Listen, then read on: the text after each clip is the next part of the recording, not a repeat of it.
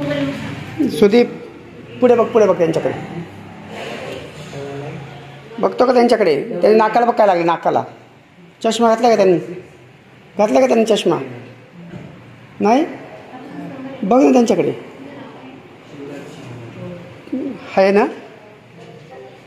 झालं ते काय आता प्रत्येकदा करायचं, आपण प्रत्येकदा करायचं. इकडे बसून इकडे बघा का तुला फोटो नसते आपण 1 2 3 जोरात लागत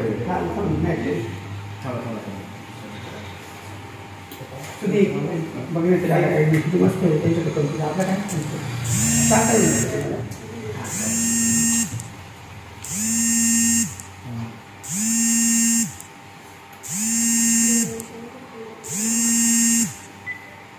नमस्कार, सर्वांचं स्वागत आहे आपला आवडता यूट्यूब चॅनल दिव्यांग ध्यास आणि विकासवर. आपल्याला सगळ्यांना कल्पनाच आहे की आपण आपल्या दिव्यांग क्षेत्रातल्या ज्या काही घडामोडी आहेत किंवा आपल्या नंदनवनमध्ये जे विविध उपक्रम राबवले जातात त्या संदर्भात मी तुमच्याशी व्हिडिओ शेअर करत असतो. आज देखील मला तुम्हाला सांगताना आनंद वाटतोय की हा जो आमचा विद्यार्थी आहे, खरं तर याचं आम्ही सर्टिफिकेट बनवलं होतं. म्हणजे जेव्हा तो काहीतरी 6-7 वर्षाचा होता तेव्हा त्याचं दिव्यांगांचं सर्टिफिकेट बनवलं.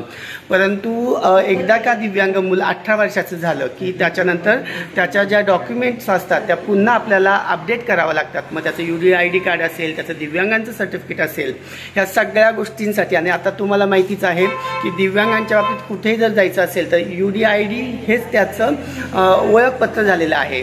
परंतु ते UDID काढण्यासाठी आम्हाला मग त्याचं आधार कार्ड असेल, त्याचा बँकेतलं खातं असेल, अनेक गोष्टींच्या कागदांची पूर्तता करावी लागते.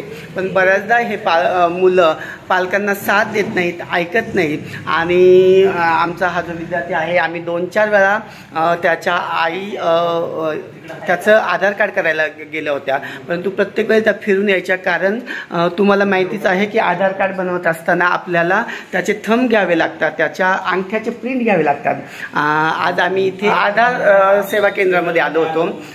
हे दादा आहेत, त्यांनी खूप सहकार्य केलं. बऱ्याच वेळी ते मुलाला प्रयत्न करत होते की त्याचे प्रिंट घेण्यासाठी. परंतु तुम्हाला माहितीच आहे की आपल्या दिव्यांग मुलांना अनेक वर्तन समस्या असतात आणि त्यामुळं त्या मुलांना समजणं थोडं समाजाला अवघड जातं. कारण जरी आपण किती चांगलं असलो, आपण किती प्रयत्न केलं तर ह्या मुलांना समजून घेताना थोड्याशा अडचणी येत असतात. आणि म्हणून आज आम्ही इथे आलो. म्हणजे खरं तर आपलं नंदनवन येणेरेला आहे, तिथून आम्ही आज इथे आपल्या कारखाना फाट्यावर तिथे आलो. तिथल्या सेवा केंद्रामध्ये आज त्याचं फायनली त्याचे थंब आम्ही दिले. गोष्ट छोटीच आहे, कृती छोटी आहे, परंतु आनंद मोठा आहे. म्हणून खरं तर हा व्हिडिओ. चला तर मित्र, आजचा व्हिडिओ तुम्हाला कसा वाटला आहे कमेंट्स बॉक्समध्ये प्रतिक्रिया देऊन नक्की कळवा. व्हिडिओ आवडल्यास व्हिडिओला लाईक करा, सबस्क्राईब करा आणि शेअर करा. आणि हो, हा व्हिडिओ टाकण्यामागचा उद्देश फक्त आणि फक्त दिव्यांगांच्या बाबतीत येणाऱ्या समस्या, त्याच्यावर उपाययोजना आणि समाजाचा या मुलांकडे बघण्याचा दृष्टिकोन आणि समाजाने व्यक्ती म्हणून या मुलांसाठी कशा पद्धतीने सहकार्य करायला हवं यासाठी हा टाकलेला आहे. धन्यवाद. आपला दिवस शुभ राहो.